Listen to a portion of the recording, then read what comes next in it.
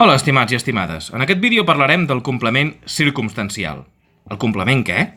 El complement circumstancial. I què és el complement circumstancial? Doncs molt fàcil. El complement circumstancial dona informació d'una circumstància de l'acció expressada pel verb. Veurem que n'hi ha de molts tipus, però no us preocupeu perquè són molt fàcils de reconèixer. Per fer-ho, ens haurem de fer una pregunta concreta i cada tipus de complement circumstancial respondrà a una pregunta en concret. Anem a pams. Comencem pel de lloc. El de lloc respondrà a la pregunta on. El meu germà viu a Sevilla. On viu el meu germà? A Sevilla. Passem al de temps. El de temps respondrà a la pregunta quan. Demà no hi haurà classe. Quan no hi haurà classe? Demà. El de manera a la pregunta com.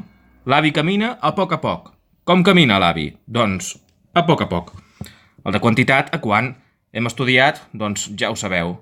Hem estudiat molt poc. Quan hem estudiat? Molt poc. El d'instrument, amb què? He obert la porta amb la clau mestra. Amb què hem obert la porta o amb què has obert la porta? Amb la clau mestra.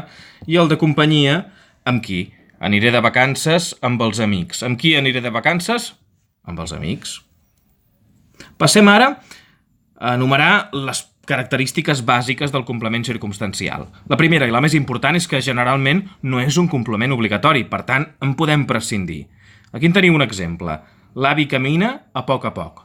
Doncs ja veieu que si ens carreguem a poc i ens quedem només amb l'avi camina, l'oració segueix tenint sentit, no hi ha cap problema. Per tant, és un complement opcional, no és obligatori. La segona característica és que n'hi pot haver més d'un en una oració, com per exemple, l'avi camina a poc.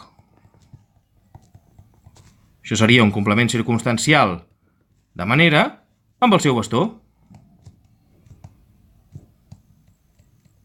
I això seria un complement circumstancial d'instrument. Veiem que si ens carreguem algun d'aquests dos complements, l'avi camina a poc, o bé l'avi camina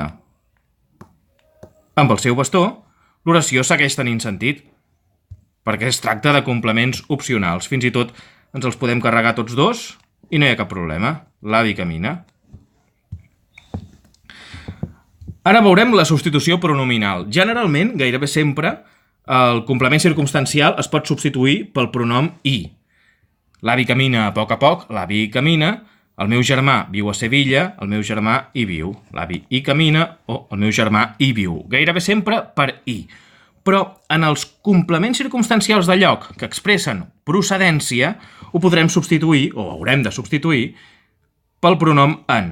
Els nens venen de París, els nens en venen. Sí? No hi venen, sinó que en venen. En canvi, si diguéssim els nens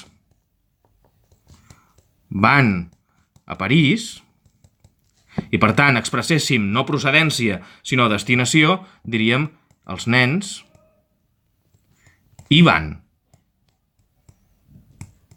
D'acord? I ara, atenció, per acabar. Alguns verbs, pocs, sí que exigeixen un complement circumstancial, com per exemple els verbs anar o viure. Aquí en teniu dos exemples. Anirem a la platja. Aquest a la platja no ens el podem carregar. O el meu pare viu a Sevilla. Tampoc ens podem carregar a Sevilla. Aquí, el complement circumstancial és obligatori. Però recordeu que en l'enorme majoria de casos el complement circumstancial és un complement opcional. Doncs fins aquí el complement circumstancial.